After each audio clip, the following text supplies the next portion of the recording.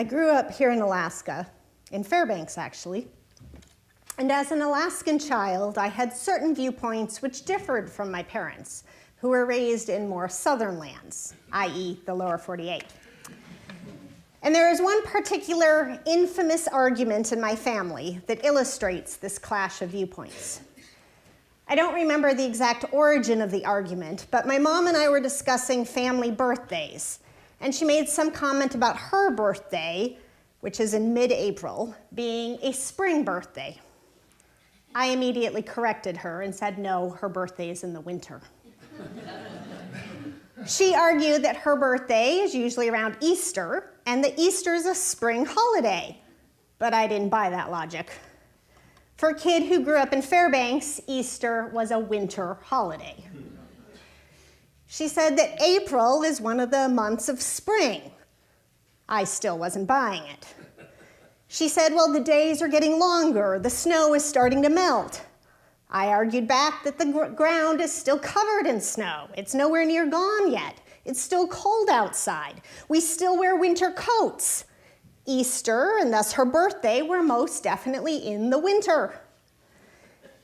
It wasn't that I was feeling argumentative or had a desire to prove my mom wrong. It was that at that age, I truly didn't comprehend how she could possibly think that Easter or her birthday were in the spring. Didn't snow, cold temperatures, wearing snow pants and hat and mittens, didn't all these things indicate that it was winter? All the evidence that I knew to base such judgments on clearly pointed to that conclusion. As he grew older, I understood better some of the other arguments. And yet many people would probably agree with my mom, even here in Alaska, because there are definite arguments that April is in the spring. The days are indeed getting much longer already, and it's only mid-March, much less mid-April. The sound of melting snow dripping from our roofs and our gutters has become a daily occurrence. And in the coming months, as we hit mid-April, the average temperature will rise, the daylight hours will continue to lengthen. And the season of Lent is named for exactly this time of year. The word Lent, in fact, originally referred to lengthening, as in the lengthening of days. In other words, Lent referred really to springtime, to the lengthening of sunlight, the lengthening of days. And for most of Christian history, for most Christians, for most of the time since Christ, Lent was, and really still is for most Christians, quite clearly during the spring season. A time when winter is leaving and the sun returns, bringing longer days and warmer temperatures, with the promise of leaves and flowers and new life soon to follow. I attended college outside of Philadelphia, and I remember walking along a path on campus. I think it probably would have been about the week before Easter. I know it was not long before Easter, during my freshman year, and seeing daffodils for the first time. Literally the first time in my life that I had ever seen live daffodils coming out of the ground. But I recognized them because growing up, there were always artificial daffodils as centerpieces on the tables at Easter breakfast at church. And so when I saw them as a college freshman growing out of the ground, I had a little aha moment. I understood why we decorate with daffodils at Easter. I understood the connection between daffodils and Easter time. Flowers blooming, trees budding, birds singing. At college, outside of Philadelphia, it was clear that my freshman year that Easter was in the spring. There was no mismatch there between the calendar and the weather. There was no dichotomy of long days but cold temperatures. There was no confusion about what season it was. But the confusion or the mismatch returned years later during my first winter or my first spring, depending on your perspective, after I moved back to Alaska. And this was many years later, after college, after seminary, after my first several years in a church. When I first moved back to Alaska, I was living with a friend here in Anchorage and working as a nanny, but I did some pulpit supply on Sundays. Meanwhile, the Utqiagvik Church, in what was then still known as Barrow, was without a pastor. The elders there took turns leading worship on Sundays. But Easter was coming, and Holy Week, and the many services that entailed. And I think the elders there were perhaps a little overwhelmed by the number of services during Holy Week, or perhaps simply the importance of Easter Sunday. And so they asked Kurt Carnes, who was then our executive pastor, or executive presbyter in the presbytery, if he knew of any pastors in the presbytery who might be available to come up for Holy Week and for Easter Sunday. The church was willing to pay for a pastor to fly up from Anchorage or Fairbanks for the week. And since Kurt knew I was available on Sundays, he asked if I might be available to come up for several days. And so I agreed, and I had a wonderful time. It was my first time being north of the Arctic Circle. It was a learning experience for me. The church showed me wonderful hospitality. People took turns showing me around town. They took me up to Point Barrow, and I got to see the Bering Sea for the first time. I was only there for 4 or 5 days, but I connected with people that I still look forward to seeing at presbytery meetings. But something that stuck out to me while I was there was the strangeness of walking around in 20 below degree temperatures, and yet the sun being high in the sky all day long, well into the evening. Now, I grew up in Fairbanks. I'm used to cold weather. 20 below was not unusual, but I was used to 20 below in December and January when the sun never gets high in the sky. It's twilight in 20 below. This was sun high in the sky like this time of year. So it felt very much like winter. It was well below zero, not just well below freezing, but well below zero the entire time I was there. There were snow piles everywhere. There was no snow starting to melt, none of that. This was winter very much. The Bering Sea was frozen solid, sea ice as far as the eye could see. It was very much winter in feel. And yet it was April, well above the Arctic Circle. So not even just April at this latitude. It was light until midnight. The sun rose before I woke up.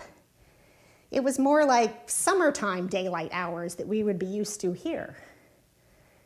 So it was a strange dichotomy of daylight of the summer, but feeling like it was winter. Was it summer? Was it winter? It seemed like both, depending on whether you were looking at the sky or feeling the temperature. The calendar claimed it was spring, but it was unlike any spring I'd ever experienced. It was this weird mismatch. Now, those of us who live in Alaska are used to dealing and adjusting to such paradoxes, of fitting things together that don't seem to match in other places. Adjusting to paradoxes where the calendar or society says one thing and our surroundings tell us something completely different.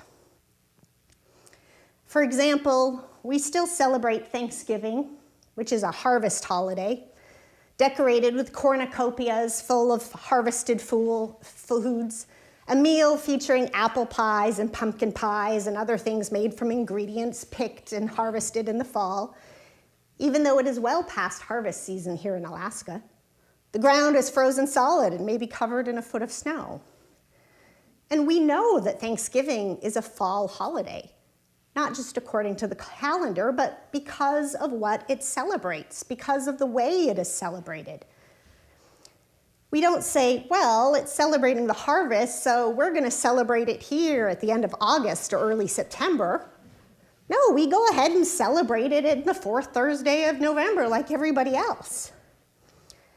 Now, celebrating fall in the midst of winter sounds odd, but I suspect most of us don't think anything of it. We've taken a seeming paradox and learned to adapt to it, so that now we hardly even notice. As Christians, our faith is also full of paradox. Jesus himself is one big paradox. How can a person be both fully human and fully divine? How can God be three people and yet only one? Those two paradoxes are central to our faith. Jesus, fully human and fully divine, that is who we believe in. God, three people and yet only one God, that is who we worship. Both of those paradoxes, although central to our faith and fascinating to discuss, are highly philosophical and likely don't affect our daily lives too much. But Jesus also presents us with many other seeming paradoxes which do affect us in our daily lives, as they are part of his teaching to his disciples and thus to you and I about how we are called to live, how we are called to live every day as his followers, about how you and I are called to live out our faith. For example, in Matthew 16:25, he tells his disciples, "Those who want to save their life will lose it, and those who lose their life for my sake will find it." And elsewhere in the Gospel of Mark, he declares to the 12 disciples, after they have been arguing about who among them is the greatest, "Whoever wants to be first must be last of all and a servant of all." Jesus also tells his disciples, "Whoever wishes to be great among you must be your servant. Just as the Son of Man came not to be served, but to serve and to give his life as a ransom for many." How do we make sense of these? How do we find our lives by losing them? How is that possible? Isn't losing the opposite of finding? Especially when you talk about one's life, which you can't get back once it's gone.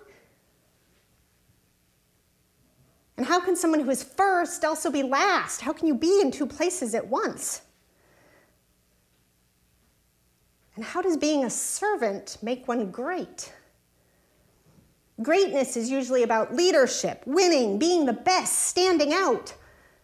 Not about serving, about being humble, about being obedient. How we live with such paradoxes forms our lives, forms who we are as people, forms our faith. Are we able to let go of our false sense of control of our lives, for example, and instead give our lives to God, thus losing our lives, but finding faith? Or do we struggle to save our lives, to hold on to control, because we don't understand how we can lose something and find it at the same time? It doesn't make sense. Are we able to embrace a life of servanthood and in so doing become a great channel of God's love for others? Or do we seek greatness in the way that society has taught us, by seeking recognition and being better than others, refusing to humble ourselves because we don't understand how greatness can come through lowering ourselves to serve beneath others. That doesn't make sense. In today's reading, the Apostle Paul uses the evocative imagery of a treasure in clay pots to illustrate what Professor of Homiletics Mary Lynn Hudson calls the paradox of the resurrection life of faith. Now, clay pots are both ordinary utilitarian vessels, especially in Paul's time, and they are fragile, easily broken. They are much like human beings. We are ordinary, everyday vessels, nothing amazing. And we are also easily broken, vulnerable. And yet God has chosen us to carry the gospel of Christ into the world. The gospel message, the light of the knowledge of the glory, the light of the knowledge of God's glory in the face of Jesus Christ, as Paul puts it. That is the treasure with which the apostles have been entrusted. The apostles Paul and Timothy in the days of the Corinthians, the apostles, you and I today, those who are sent out into the world. There is a paradox of putting a valuable treasure in such an ordinary, breakable vessel. Wouldn't you want to choose something stronger and better to carry such a valuable treasure, to protect it? Instead, this valuable treasure is put in an ordinary, breakable vessel. But for Paul, the fragility of the clay pots, the brokenness of our lives, is not cause for despair, but rather it results in joy at the awesome power of God, which then becomes visible, working in us. For though we are experiencing all kinds of trouble, we aren't crushed, says Paul. We're confused but not depressed, knocked down but not knocked out. It is almost another paradox. How can clay jars be broken and yet not fully destroyed? It is because God's power is at work in us. God has not promised that we will not suffer, that there will not be brokenness. God does not promise an easy road, but God does promise to walk with us, to strengthen us along the journey. That though we might be knocked down, we will not be knocked out.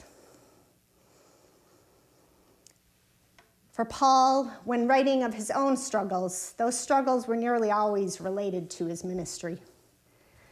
So he could legitimately say that he was being handed over to death for Jesus' sake, as he says in today's passage, in the sense that his imprisonments, his beatings, his physical ailments were due to his preaching about Jesus Christ. He preached, he got thrown in prison. He preached, he got flogged. But this isn't true for all of us or for all struggles in life. So I don't think it's appropriate to label all suffering as being for Jesus' sake. Sometimes suffering is tragic, unjust suffering. Sometimes struggles are caused by our own poor choices or others' poor choices. However, when we struggle because of our efforts to love our neighbors,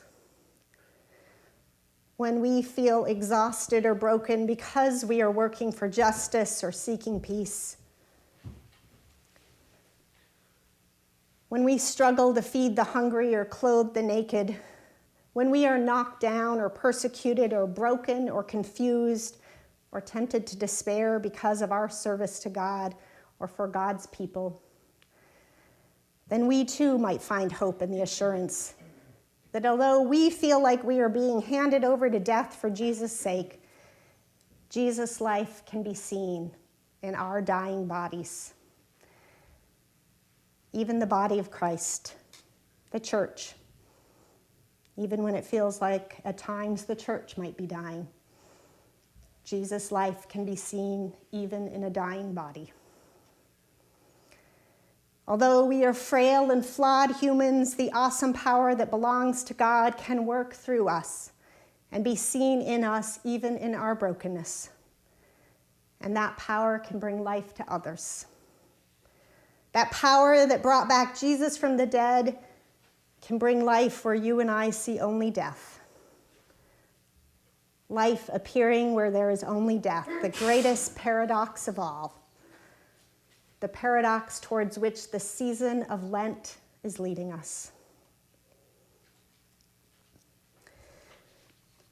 So whether you think Easter is in the spring or in the winter, or whether you choose none of the above, it's during breakup, it's good to remember that as Alaskans, we're well practiced at living with paradox.